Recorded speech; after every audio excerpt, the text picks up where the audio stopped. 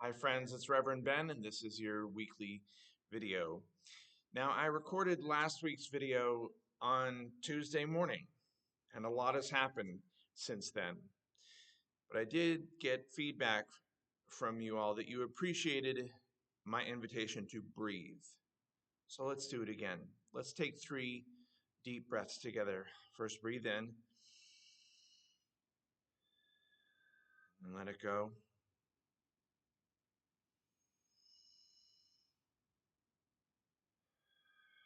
Second breath and then a third breath in. And let it go with a little noise. I found a chalice lighting that was sponsored, or that was inspired rather, by Howard Thurman's The Work of Christmas. Those of you who know that piece will recognize um, the inspiration. It was just put out by the Universalist Association's Worship Web this week after the election, and it's by my colleague, Reverend Aaron Payson. Aaron says, when the last campaign ad has aired, when the polling stations are closed and the count has been certified, when pundits and politicians have turned in for the night and pollsters and political operatives are turning their thoughts to the next big race, the work of citizenship remains. To care more for the marginalized than for profit margins, to be mindful that quality education is far less expensive than mass incarceration, to insist that military intervention is a last resort, not the preemptive prerogative of the powerful.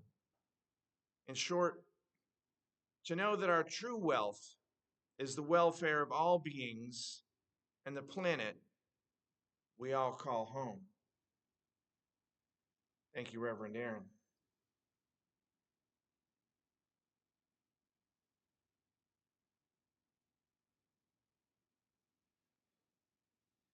Now we have many ways of giving and receiving feedback here, and I got a note from maybe one of you. Hopefully, this person has signed up for our weekly emails.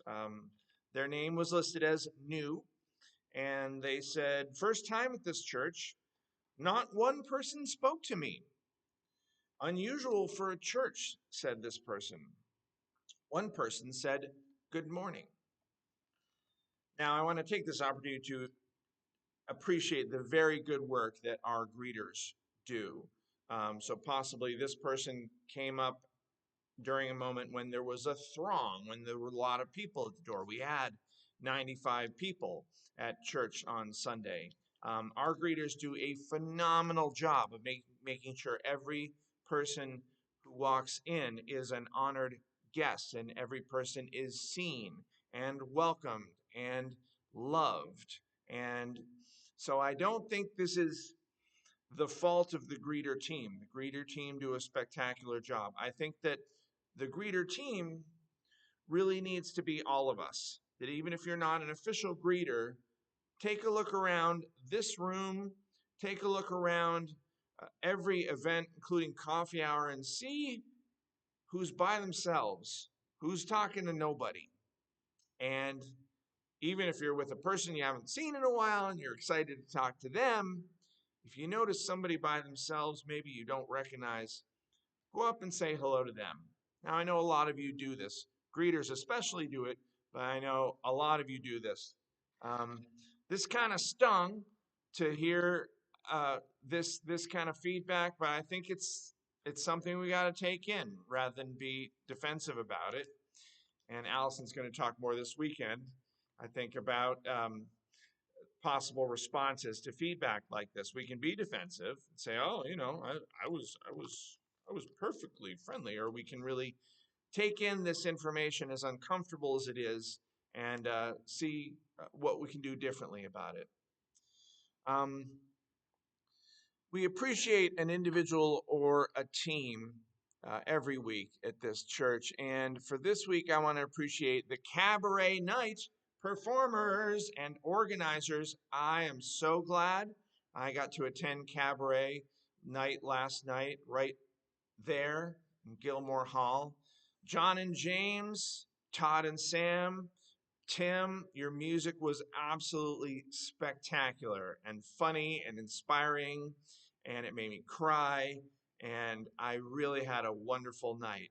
Susan Bernor, you did a wonderful job as MC.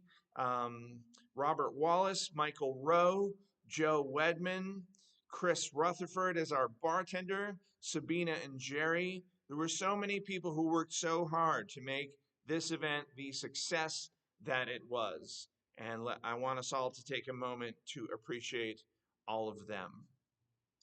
I'm recording this on a Monday, November 11th, and tomorrow, Tuesday, November 12th, I'm flying up north to help my mother move. We'll be moving down. I'll be coming back with my mom next Tuesday, November 19th. And once again, I'm grateful to Allison for agreeing to lead worship this coming Sunday. But this week, we will have Drag Queen Bingo. This has been rescheduled, and it's finally happening this Wednesday. It should be great, and that benefits Celebrate Outreach. We then have a free hybrid event on Thursday, November 14th. It's moderated by our very own Susan Gore. It's called Speak Out, a post-election dialogue on the future of the LGBTQ community. So again, it's this Thursday, November 14th. Come at 6:30 to the reception and at 7 to the program at the Gulfport Library. But I believe there's also a Zoom option for that as well. Then we already talked about the worship service on Sunday. That will be followed next Sunday by the Blessing of the Animals worship service, which will be followed by our annual Stone Soup fundraiser, the Silent Bowl auction. And then from 12 to 2 in Conway Hall, the Remembrance Project's president, Danny White, and Dr. Julie Armstrong will join us for a short film and discussion. I'm really excited for this event, for all of our events, but in particular for this event. The film is called Lynching Postcards. So from 1880 to 1968, over 4,000 African Americans were lynched in the United States. And this film discusses the postcards that were made as a result of these horrific events in our history. The Pinellas Remembers Community Remembrance Project Coalition bears witness to this legacy of racial terror, which is epitomized by these lynchings. And they believe that truth and reconciliation follow one another, and that we are compelled to honestly and soberly recognize the pain of the past. Certainly that is in line with our mission at the UU Church of St. Petersburg. Later that week is Thanksgiving night. I'll be right here in this building alongside many of you. Contact William Cowan or email Claudia Sunman if you want to participate in UU Thanksgiving on Thanksgiving Day, Thursday, November 28th. Some of our orders of service had a misprint on them this Sunday. This is not taking place on a Sunday, it's taking place on Thanksgiving. Please email Claudia. Her email is summerthor@summerthor.com. Thor like God of Thunder, hammer guy. Tell Claudia the number of people in your party, your name, your email, your phone number, and what you can bring, and whether you can help with setup or with cleanup. A few weeks after Thanksgiving, we just ended a planning meeting for the Climate Justice Revival Weekend. I'm very excited about this. The Green Team is reforming itself, so please contact Amy Jackson if you're interested in joining the Green Team, and you can help plan this Climate Justice Revival Weekend on December 14th and 15th. Saturday the 14th will be a workshop here in the buildings. I'm not sure exactly which room. And then, of course, we'll have worship on Sunday and follow-up activities. the Climate Justice Revival. See the UU St. Pete monthly newsletter, our website, and the screens here in the building for more information and announcements. I will happily accept your announcement submission for this video if you get it to me by Monday morning at 9 a.m.